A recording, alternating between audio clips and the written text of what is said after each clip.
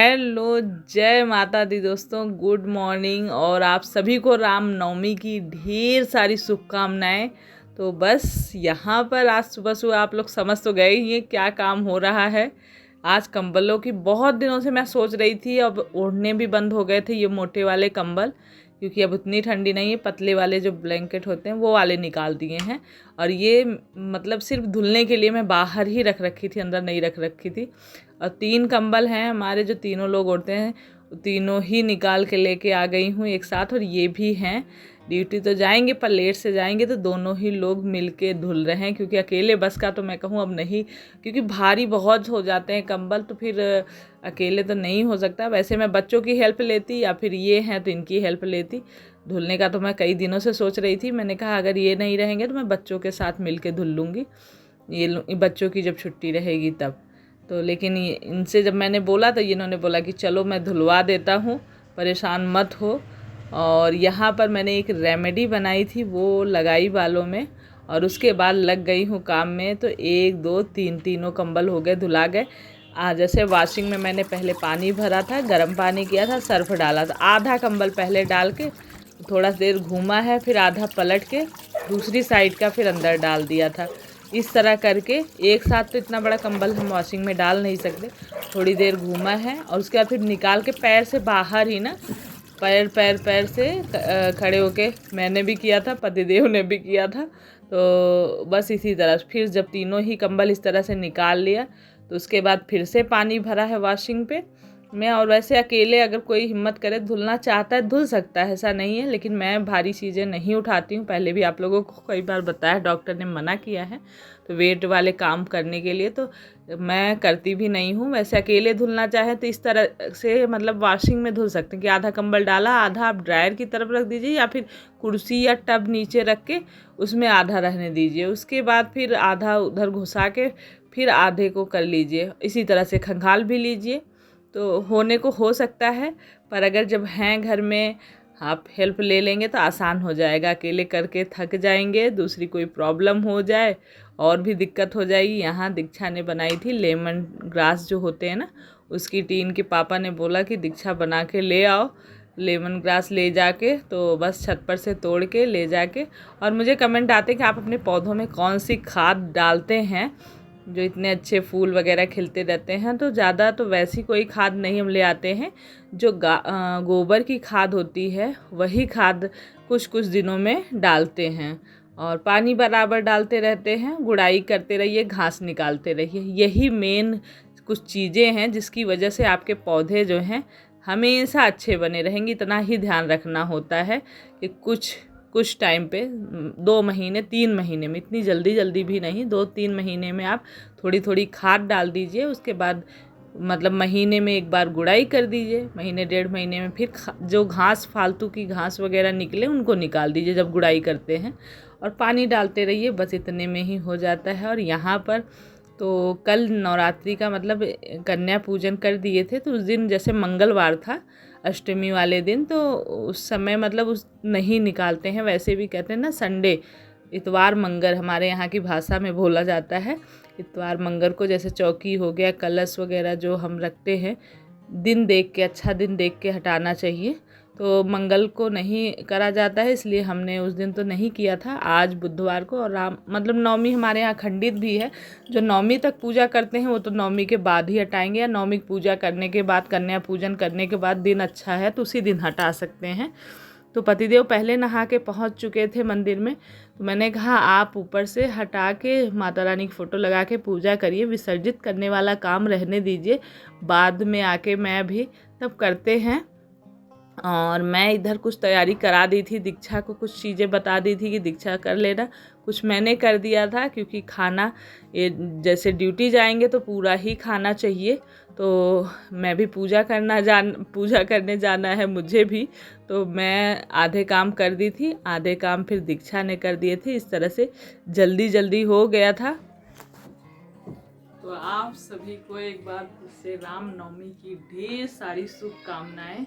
प्रभु राम हम सभी पर अपनी कृपा बनाए रखें।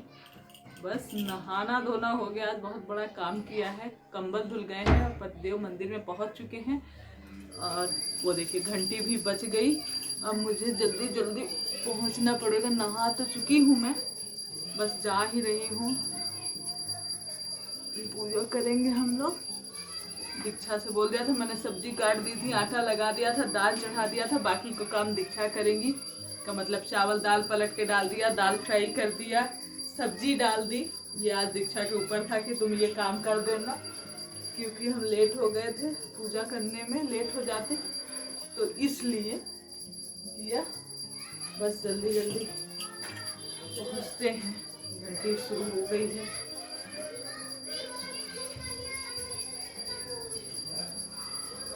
तो बस जल्दी जल्दी से मॉइस्चराइज़र लगाया, बिंदी लगाया, थोड़ा सा सिंदूर लगाया और बालों को खोल दिया था। बालों के धुले हैं तो फिर अभी सूखने में टाइम लगेगा, तो कंघी तुरंत अक्सर मैं नहीं ही करती हूँ। और पहुँच गई हूँ मंदिर में।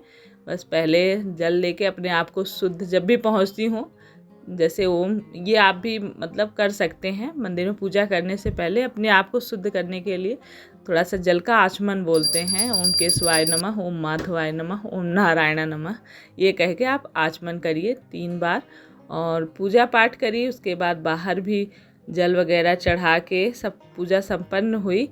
और आज से मतलब नवमी हो जाएगी। अब 6 महीने बाद माता रानी के नवरात्रि फिर आएंगे, फिर से वही धूमधाम से हम पूजा पाठ करेंगे। बहुत ही अच्छा लगता है ये 9 दिन जो माता के होते हैं ना, पूजा करने में, और एक अलग ही शक्ति मिलती है और अपने आप उतनी एनर्जी आती है कि आप सब कुछ कर सकते हैं। तो यहाँ पर मैंने घर में ही, जैसे कहीं जल में आप बाहर भी ले जाके प्रवाहित कर सकते हैं, तो जो कलश था, जो जव वगैरह था, घर में भी आप इस तरह से कर सकते हैं। टब में मैंने, टब या बाल्टी में पानी रख लीजिए, उसमें डाल दीजिए। उसके बाद घर में जैसे गमले वगैरह हैं तो बाद में इनको निकाल के उसमें मैंने फिर बाद में मतलब शाम को निकाल के इनको सारे ही गमलों में डाल दिया था। सारा पानी और जव वगैरह सब ऐसे गमलों में डाल दिया था ऊपर। तो एक तरह से आपने विसर्जित कर दिया। इस तरह से करने से कोई बुराई नहीं है, आपका काम भी हो जाएगा। कहीं लेकर जाने का जैसे कई बार प्रॉब्लम होती है, कहाँ जाएं, कहाँ जल में प्रवाहित करें, तो घर में ही कर सकते हैं। इस तरह से सारी ही चीज़ें, जितना भी पूजा पाठ का सामान होता है। और उसके बाद फटाफट से बस आके खाना इनको दिया है। और उसके बाद ये 12 बजे, जैसे रात में कृष्ण भगवान का होता है तो रात के 12 बजे, और राम भगवान का होता है तो दिन के 12 बजे इनके जब जन्म हुआ और ये सूर्याभिषेक हुआ जब रामलला का, बहुत ही अच्छा लग रहा था। तो मैं तो बस थोड़ी देर तक देखती ही रही। और सच में एक अलग ही खुशी होती है जब से ये अयोध्या में मंदिर बना है और वहाँ का जब ये दिखाते हैं ना पूजा पाठ का, जिस समय जब रामलला वहाँ स्थापित करे गए थे तो उस समय कितना मतलब पूरी चारों तरफ जैसे एक हाहाकार सा, एक खुशी का इतना अच्छा माहौल हो गया था, बहुत ही अच्छा लग रहा था।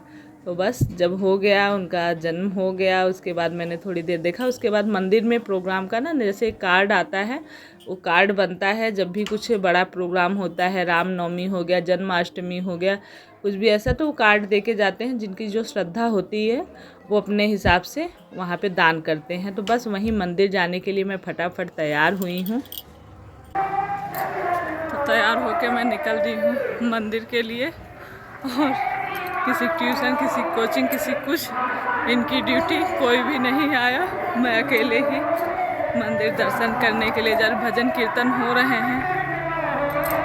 मंदिर पहुंच के थोड़ी देर भजन में बैठी, भजन हो रहे थे।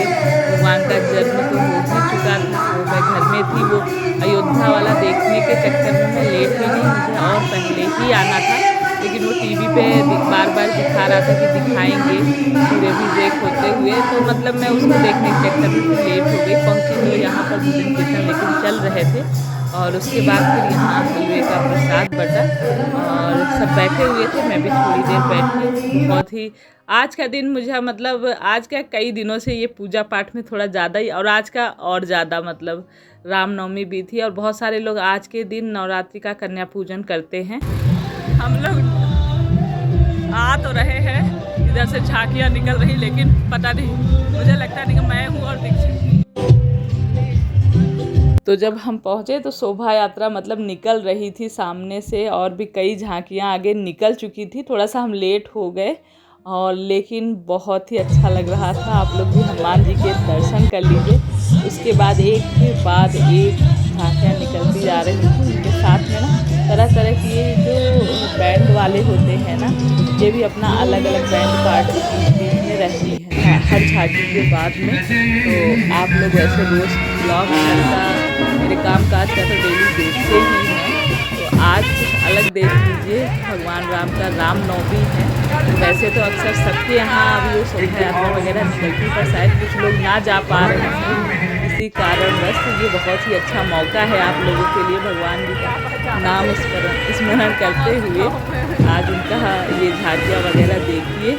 और नेक्स्ट ब्लॉग से फिर वही रूटीन, वही सारे काम अक्सर आप लोग जो देखते रहते हैं वही आप लोग भी। मैं कई बार ये सोचती हूँ कि आप लोग भी बोर हो जाते हैं, डेली वही झाड़ू पोछा साफ सफाई खाना बनाना वही चीज़ें दिखाते हैं, लेकिन घर में हम दिखाएंगे भी क्या। और यहाँ पर बहुत सारे लोग पूरा जिधर से निकलती जाती ना पूरी भीड़ लगी रहती है और सब देखने के लिए ना इच्छुक रहते हैं। यहाँ पर सबसे लास्ट में सबसे पीछे मंदिर की झांकी ये निकलती है, जहाँ पीछे औरतें लेडीजें बैठ के भजन करती हैं। आगे ये प्रसाद बांटते हुए जाते हैं। मैंने भी प्रसाद लिया। फिर पता नहीं क्यों आज मेरा मन किया कि मैं भी शोभा यात्रा में पीछे थोड़ी देर भजन कीर्तन करते हुए टहल लूँ। मतलब है थोड़ी देर का तो नहीं है, करीब ये 4 साढ़े 4 बजे के करीब निकला है और रात के 8 बज जाते हैं घूम के पूरा आते आते। लेकिन मन मेरा जब कर गया कि मैं भी जाऊं, तो मैंने दीक्षा को कहा तुम जाओ घर, मैं इस शोभा यात्रा में शामिल होती हूँ। मैं भी थोड़ी देर पैदल चल के भगवान का इस बहाने भजन कीर्तन कर लूँगी। बहुत ही अच्छा लगा मुझे। तो बस मैं भी पीछे पीछे चलती यहाँ पर भजन गाते हुए।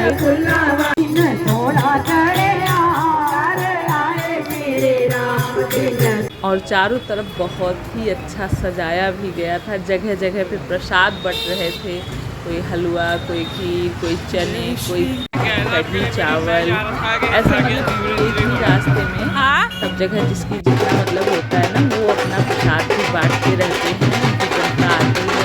और यहाँ पे ये वाली झांकी देखिए, जैसे महाअयोध्या में राम भगवान का किया गया है स्थापित मूर्ति का, वैसे ही ये जय श्री राम। मतलब आज का दिन मैंने कहा भगवान के नाम पर निकालना चाहिए कभी कभी समय थोड़ा सा भगवान के। अपने काम काज को कभी नहीं भूल सकते जब तक भी यहाँ हम रहेंगे।